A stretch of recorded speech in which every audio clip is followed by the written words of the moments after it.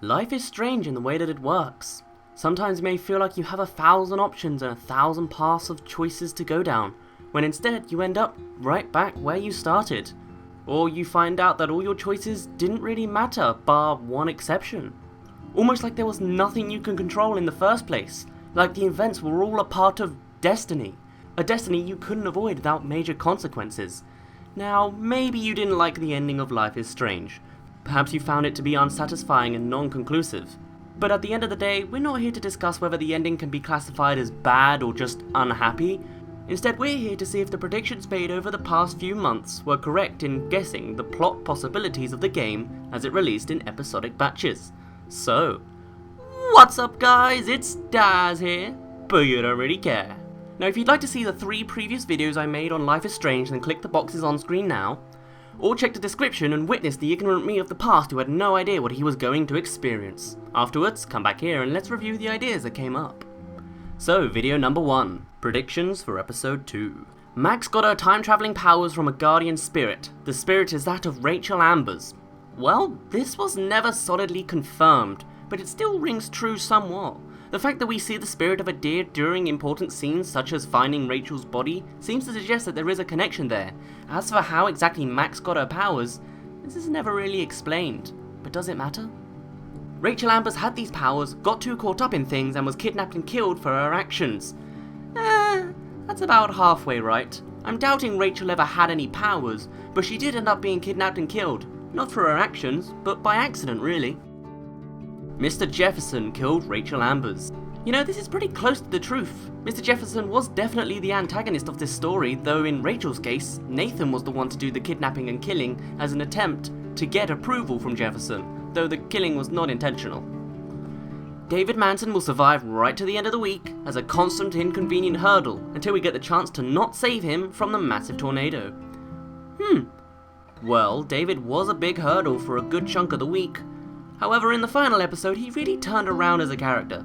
It may not excuse his actions in the past, but still, he saved us from the dark room. Anyway, we do get the option to not save him from the tornado, but it is not David alone who gets taken away. Ray Wells' drinking problem is linked to Rachel Ambers' disappearance. He felt responsible for not helping her when she came to him. It may be a coping mechanism for dealing with Mr. Jefferson. Okay, so I apologize for this, but I'm not certain if anything was really confirmed about Ray Wells. Is his drinking problem explained? Did he actually know about the darkroom shenanigans? I mean, we do see whiskey bottles in the darkroom, which points to him, and we see him arguing in the car with Jefferson in that one scene. But in the plane, he seems to be surprised and stressed of all the hassle it's brought. I don't actually know if this is right or not. Sorry. There won't be a chance to save everyone until the last moments of the game, where you are literally in the thick of it. Hopefully the ending will be broad enough that you can save or kill everyone. I guess this one is also only half right. It is true that you don't get to save everyone until the last moment, well, except for the homeless woman who you can tell to evacuate early, but also, you don't get to save everyone. Instead, there are just a handful of characters who you save, that being truckers or electricians or, of course, Alyssa. And now the ending prediction. If you read it in one way, this is correct. You get the choice to save almost anyone, or almost no one. But that wasn't really what I meant. I was hoping for the ending to be that you chose exactly who lives and who dies, so you could choose to save all the characters except maybe Stella, Alyssa, Nathan and Evan, for example. Your choices would affect whether each character died or not, but instead, you make it so that only Chloe survives or only Chloe dies. It's a decent ending, just more simplistic. There will be a big falling out between Max and Chloe. Something is learned about Rachel Ambers and they don't take the same approach. Well, there may not have been a big falling out, but the two did fall out a little bit as Chloe comes to learn more about Rachel and her relations with Frank, though the difference in opinion thing never really happened. You will have the decision to save either Chloe or Warren. I guess technically you do, but it's not a direct decision from one to the other. David will save you at some point, but you still shouldn't like him. Huh, got that right. And the still shouldn't like him bit is also a choice you can make. Spot on. Kate will be one of the few people who will believe you and may even help you along with Chloe. Nope. Kate, while she does believe in you and looks up to you if you save her from herself, does not ever find out about your powers and doesn't help you with the Rachel case. Max's time-traveling abilities will be taken away from her at the moment where it's most needed. Oh yep, this happens precisely in episode 2 when Kate is about to commit suicide. You can't go back on your choice unless you reload the game. Samuel's gonna get pinned for something he didn't do. Actually, no. Thankfully, that never happened. Unless you count any other theorists' opinions of the past. Nathan's just gonna get crazier. Kinda, yeah. Later in the story, we are revealed to see the results of Nathan's mental illness. Jefferson's evil. Maybe he's the one that gave her the time-traveling powers in the first place, and is testing her. Once again, half right. Jefferson is evil, or at least is the bad guy, though he is completely unaware of Max's powers, though he acknowledges that she is more confident this week. Here's an interesting thought. Actions have consequences. So what if Chloe was supposed to die in the bathroom in episode 1, and by saving her, Death is trying to kill her at every opportunity. Death is trying to get Chloe, and Max has to keep saving her. Maybe that could be the thing that causes the tornado in the first place. Wow. Hit the nail on the head with that one, right from the first video. The tornado is caused by the fact that Chloe is supposed to be dead, and so balance must be created in the world. For Chloe to remain alive, Arcadia Bay must be sacrificed. In episode 3, perhaps we snoop around after finding out a teacher had something to do with Rachel. It might also be Max going to her invitation to the Vortex Club. Nope and nope. They break into the principal's office to get some info, so I guess that bit is kinda right, but the Vortex Club thing? Nah.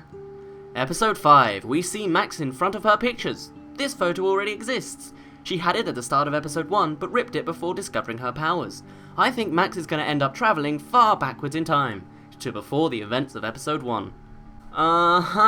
In episode 5, Max travels back to the original events where she discovers her powers and saves Chloe for the first time. At least, in one of the endings she does. She also ends up travelling to the events of episode 1 multiple times throughout episode 5 as well, so that's there too. Oof, that was a lot of predictions for just the first video, but it makes sense since I wanted to make predictions for the entire story and had the least amount of info to go on at that point. Anyway, now it's time to move to the second video. I swear it'll be shorter. The nighttime scene is a rebellious dare, all to find out about Rachel Ambers. The lights they're running from is that of David Manson. Perhaps they're even trying to spy on him to watch his antics at nighttime. Once again, halfway there, it's not a dare. The lights are from David, but they're not spying on him, only escaping from him. What would be interesting is if at the end of each episode, we see this exact same scene again, but the camera pans further to the right each time, until it reveals the real kidnapper/killer. Unfortunately, this didn't happen, but the scene did pan more and more each time for most of the episodes, I think. And I told you it would be short, we're already done with video number 2. On to number 3's predictions. David will be the one to save us. Yup, at the end of the day, David Manson is the one who discovers the dark room and saves us from Jefferson just as he was about to inject us with a lethal dose. Also, we made this prediction in the first video, but whatever. Warren's selfies will save us. Max will be able to travel back to before Chloe is killed and change the course of events again before they happen. Oh yeah, though it doesn't happen immediately, like I thought, Max does eventually use Warren's selfie to escape from the timeline with Chloe's death in it. And that pretty much is the end of all the predictions I made. Though looking through all my thoughts, there are some things I wish were answered a little more, or at least had some more closure with. For example, what was with Megan Weaver and her prevalence in the alternate timeline and in the darkroom folders and nowhere else? Was she just included to show how Chloe would have made friends with someone else if she was involved in a car crash and became less rebellious? Does nothing else really come out as Samuel? I also kinda wish we could have seen more of what would have happened to each of the characters at the end of the week, like, how's Kate? Did Victoria change? Did all this progression with the characters just get erased because the chain of events were completely wiped out because we changed the very start? Things like that. Ah well, maybe some things are better left unexplained. Or they should take up the opportunity to make a comic series out of this story and or make a second season. Not that I really know what they could do with it, but, you know. Anyway, I still enjoyed the ending of Life is Strange. It may not have necessarily been happy, but it did put me through an emotional journey and was well wrapped up in regards to foreshadowing at least. But for now, I'm gonna end it off here. My name's been Daz, you didn't really care, and I'll see you in a bit.